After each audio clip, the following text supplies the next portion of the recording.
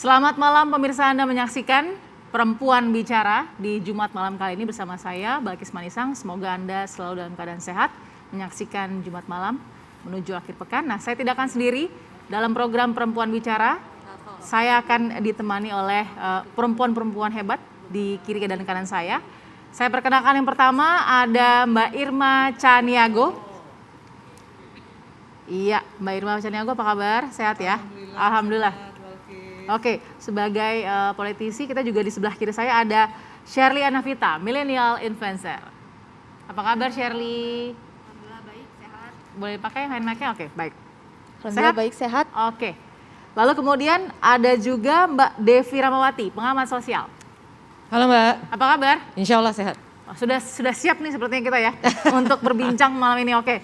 Dan ada Bu Husnul Maria sebagai pengamat politik. Apa kabar Bu Husnul? Alhamdulillah, assalamualaikum semuanya. Ini yang kedua ya programnya. Iya, kedua ya. Jadi sudah mulai siap juga untuk membuka cakrawala, memberikan perspektif baru. Semoga sukses. Semoga sukses. Oke, baik, itu setiap hari doanya Bu Husnul. Oke, baik. Kita tahu beberapa waktu lalu, kurang lebih 3 hari lalu ya, sebuah berita atau informasi yang juga langsung viral, tentu di media sosial. Ada seorang peternak di Blitar ketika kemudian bisa punya kesempatan untuk bertemu dengan atau berpapasan dengan Pak Presiden begitu, yang pada saat itu Pak Presiden Jokowi sedang melakukan kunjungan ke Blitar untuk berziarah ke makam Bung Karno dan juga ada acara vaksin di sana. Nah, ternyata peternak yang kemudian membentangkan hanya selembar karton itu ya, selembar karton dengan bertuliskan sebuah curahan hati untuk disampaikan ke Pak Presiden justru sempat diamankan kepolisian. Memang sekarang sudah dibebaskan, tapi pertanyaannya apa salah dari peternak tersebut sehingga menyampaikan curahan hati dari rakyat ke pemimpinnya pun sekarang menjadi masalah. Kita lihat seperti apa.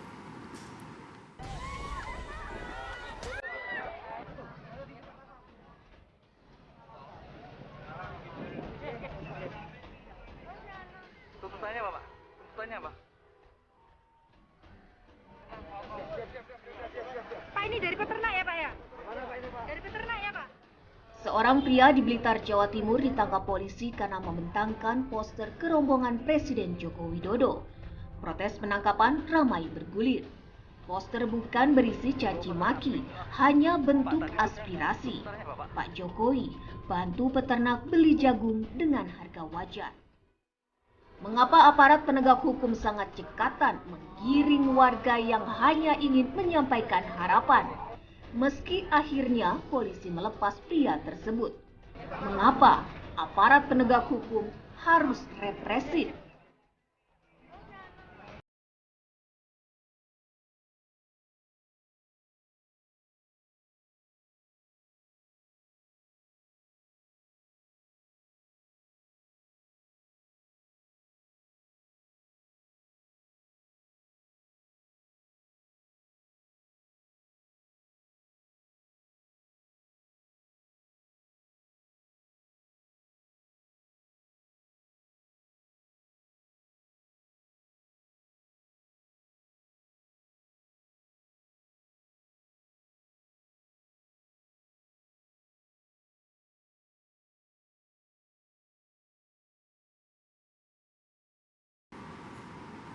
Baik, saya langsung tidak sabar untuk mendengar bagaimana perspektif dari perempuan-perempuan di kanan dan kiri saya. Saya mau dengarkan dulu bagaimana suara dari Mbak Devi. Mbak Devi, kenapa saya harus ke Anda? Karena saya ingin dengarkan bentuk sosial dari apa yang kita lihat, wajah demokrasi kita apakah seperti ini saat ini? Wajah demokrasi kita justru kalau menurut hemat saya, kita perlu bangga hidup di negara yang sebenarnya sangat bebas. Oke. Kalau hanya persoalan 1-2 seperti ini kemudian kita memaknai demokrasi kita berantakan, menurut saya cukup berlebihan. Karena artinya kritik juga sudah banyak sekali. Boleh lihat di sosial media betapa bebasnya gitu kan, semua hal ditumpahkan di sana. Apa masih kurang cukup?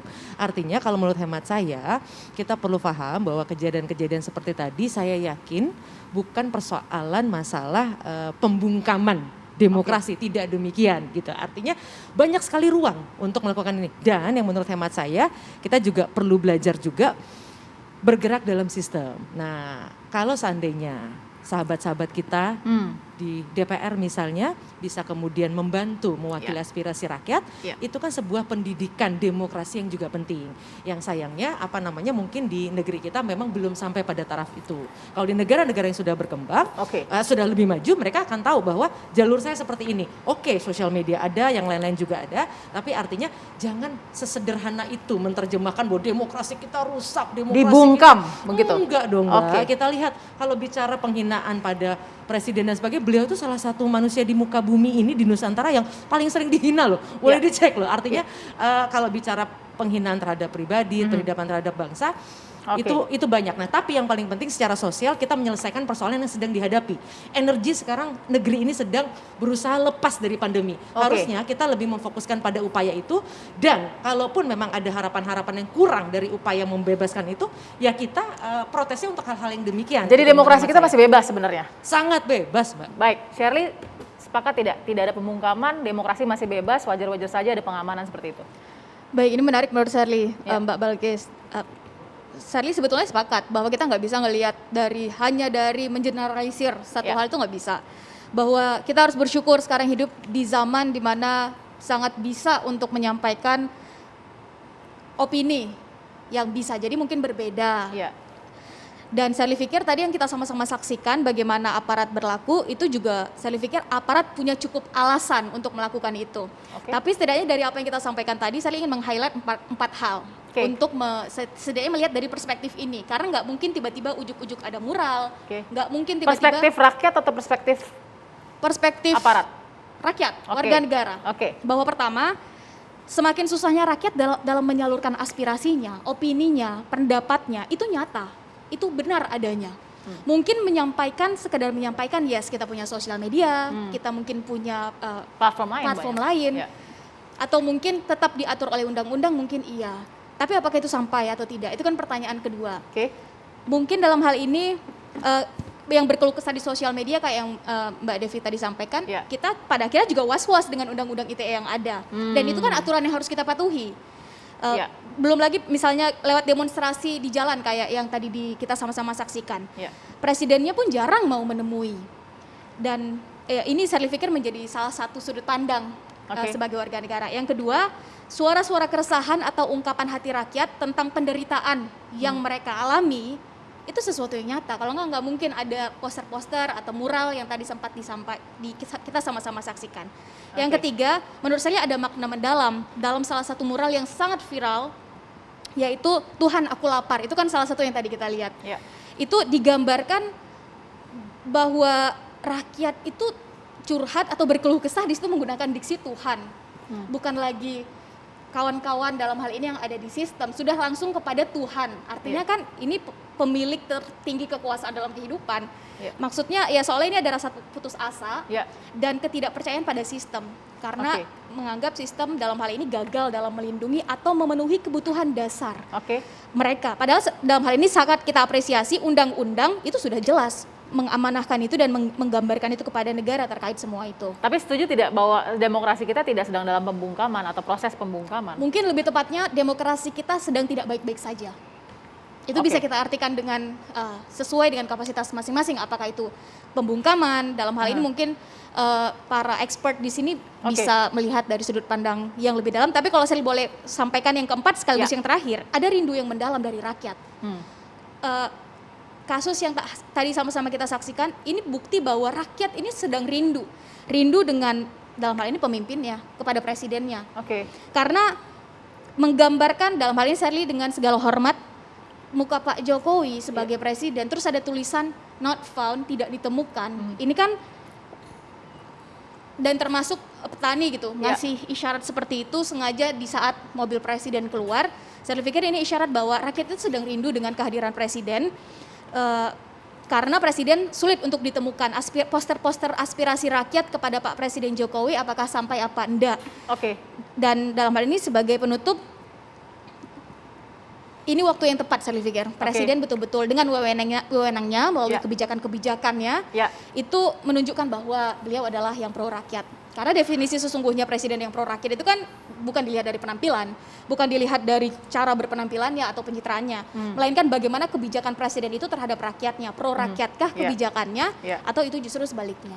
Kalau saya quote ambil diksinya dari Shirley, rindu. Kalau rindu kenapa harus diamankan sih, Mbak Irma? Yang saya lihat sih tidak diamankan ya, tapi diajak untuk bicara. Apa ya, dan aspirasinya ternyata itu disampaikan ke pemerintah Kediri, gitu loh. Karena ini kan sebenarnya dia protes ya kepada pemerintah.